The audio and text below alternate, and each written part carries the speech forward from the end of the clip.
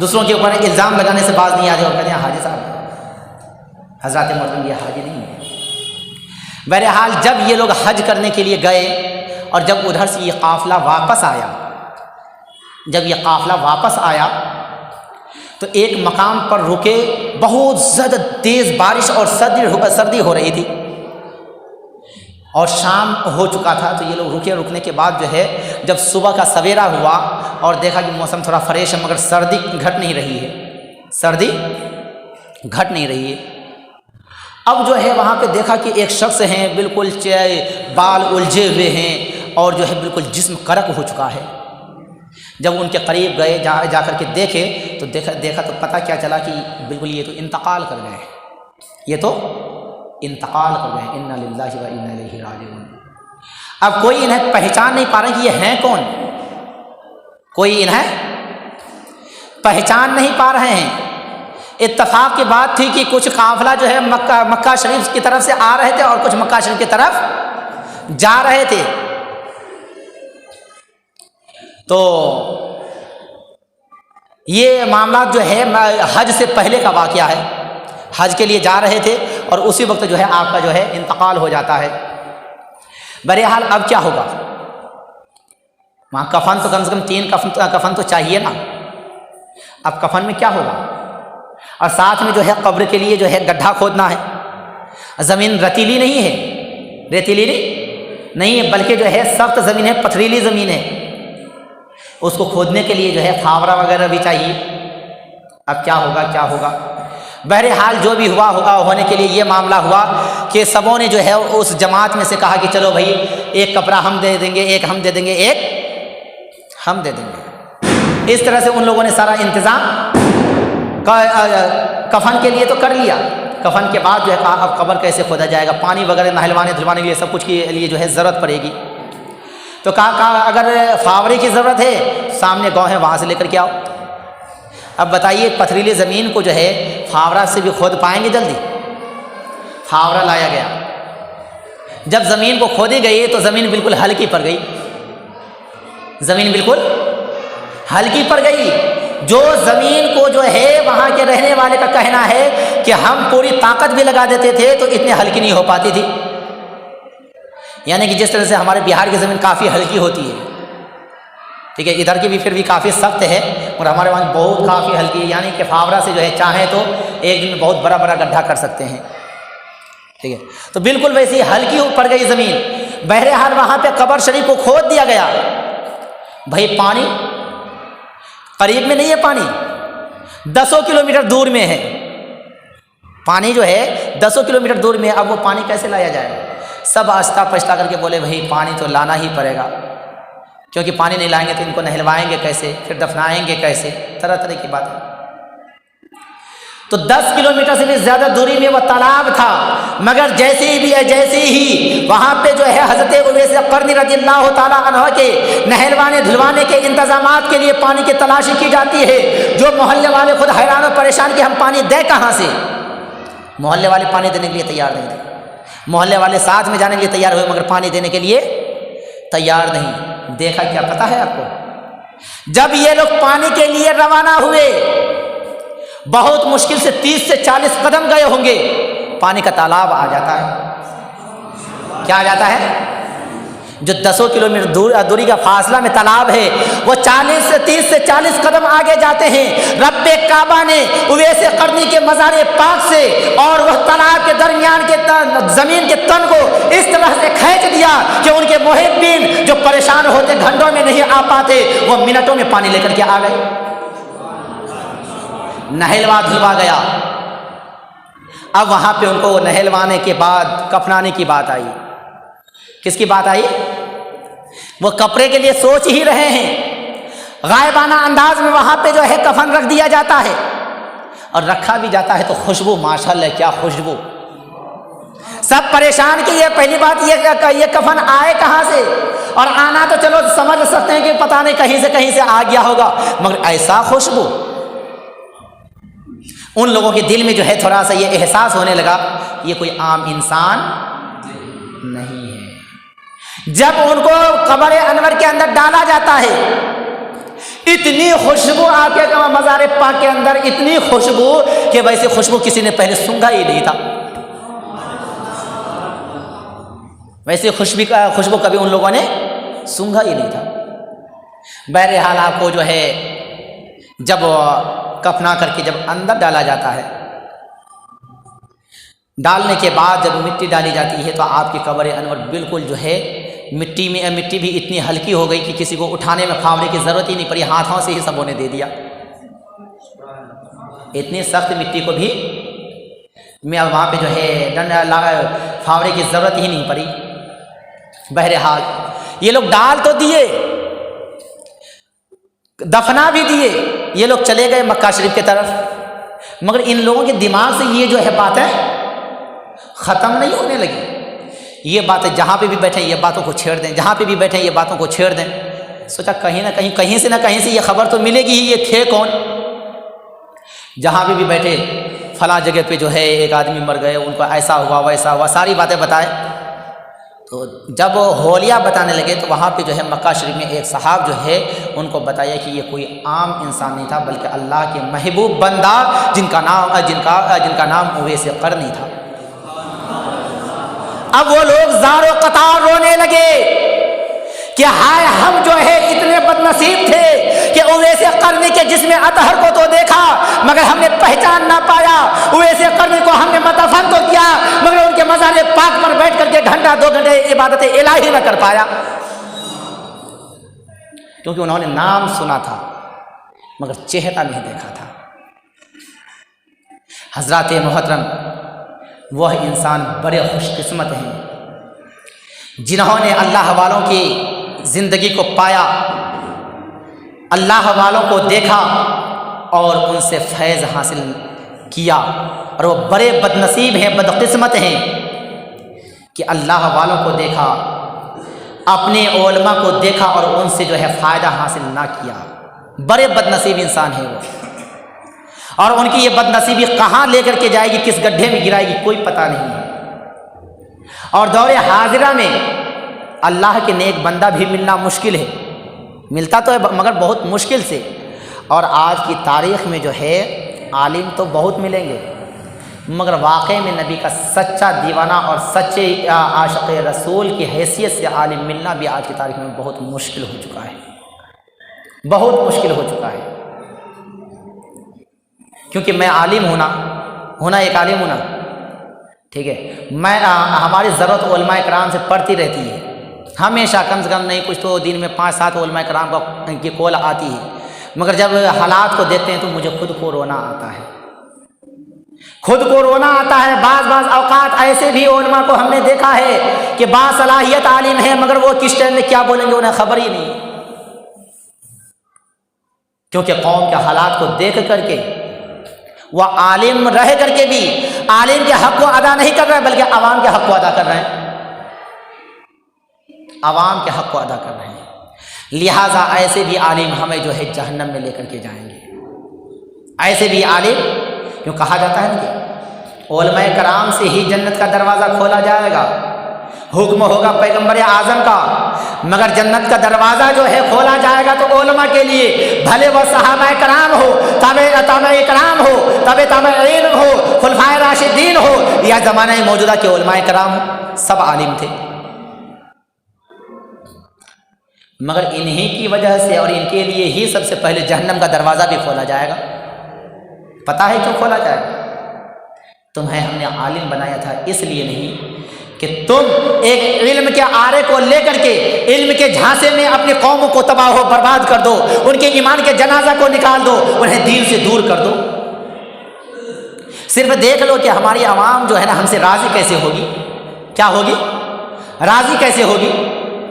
دیکھ لیا کہ ہماری عوام جو ہے ناچ گانے ڈانس کے بڑے وفادار ہیں، ارے یار اپنا کیا لے رہا ہے، ہم بھی ان کے ساتھ ہو جاتے ہیں، ہم بھی جا کر کے ان کے ساتھ بیٹھ کر کے ناچ دیکھ رہے ہیں، ڈانس دیکھ رہے ہیں، اور بالکل بے حیائی اور بے شرمی والے گانے کو سن رہے ہیں، اور پھر کیا کہتے ہیں ہم تو عالم ہیں، پھر کیا کہتے ہیں کہ ہمارے سروں پہ الورثۃ الانبیاء کا تاج رکھا گیا ہے۔ نادانو، الورثۃ الانبیاء کے تاج رکھا تو گیا مگر تم نے ان کی اہمیت نہ دی، جس کے بنا پہ تم اس چیز کو اور حدیث نبوی کو تم بدنام کرنے کا حقدار بھی نہیں ہو۔ تم اس حدیث نبوی کو اپنی زبان پہ لانے کے حقدار بھی نہیں ہو اپنے لیے۔ اگر اس حدیث نبوی کو اپنی زبان پہ لانا چاہتے ہو تو سب سے پہلے نبی کی شریعت کا سچا وفادار تو بن کے دکھا دو، نبی کے شریعت کا سچا وفادار تو بن کر کے دکھا دو۔ حضرات محترم، وقت کافی ہو چکا ہے، مجھے لگ رہا ہے کہ آپ میں سے بھی کسی کو نیند آنا شروع ہو گئی ہوگی، ہے نا؟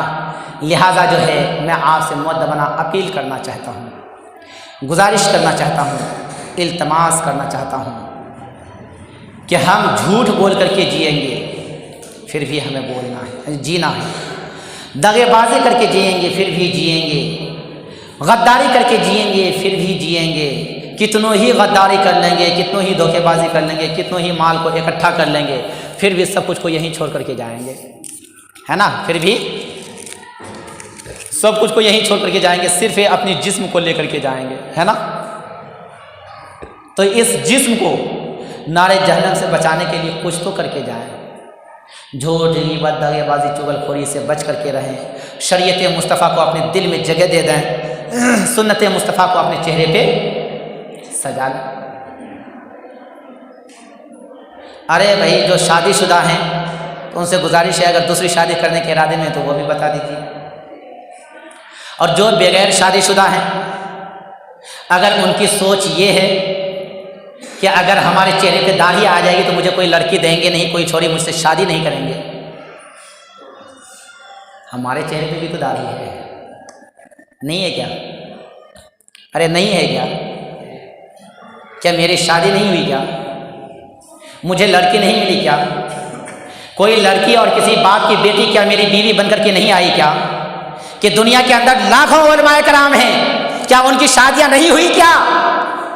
ہاں ہوئی، فرق سوچ کی ہے کہ آپ کی سوچ یہ ہے کہ جب تک ہم داڑھی نہیں منڈائیں گے تو مجھے کوئی لڑکی پسند نہیں کرے گی، تو جیسی آپ کی سوچ ہے ویسے ہی ہوتا ہے۔ اور ہمارے علماء ہیں یا جو اچھے متقی پرہیزگار ہیں، بھلے وہ عالم ہو یا نہ ہو، اگر انہوں نے اپنے دل میں محبت مصطفیٰ کو بسا لیا کہ بھلے کوئی لڑکی مجھ سے شادی کرے یا نہ کرے، بھلے کوئی لڑکی میری بیوی بنے یا نہ بنے، مگر میں اپنے چہرے پہ سنت مصطفیٰ کو سجا کر کے رہوں گا۔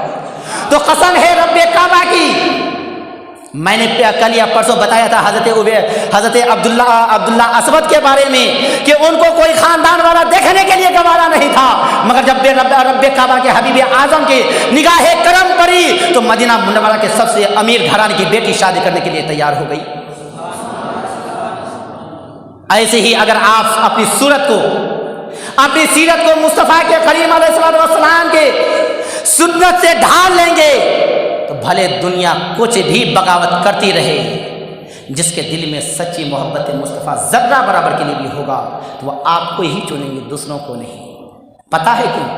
وہ آپ کے اندر کی جو ہے کمی کو نہیں دیکھا، یار ان کے چہرے پہ سنت رسول ہے، یہ نمازی ہے، یہ کبھی بھی میرے حق کو حق تلفی نہیں کرے گا، نہ حق جو ہے بیزا نہیں کرے گا، کیونکہ جب یہ نماز پڑھتا ہے، چہرے پر داڑھی رکھتا ہے، تو اس سے یہ بات ثابت ہوتی ہے کہ بھلے یہ عالم نہ ہو مگر علماء کے بیچ میں رہتا ہوگا، یہ بھلے عالم نہ ہو مگر اسلامی تاریخ کو، اسلامی ہسٹری کو یہ استعمال میں لیتا ہوگا، مطالعے میں لیتا ہوگا، تو یہ ہمارے حق کو اچھی طرح سے ادا کرے گا۔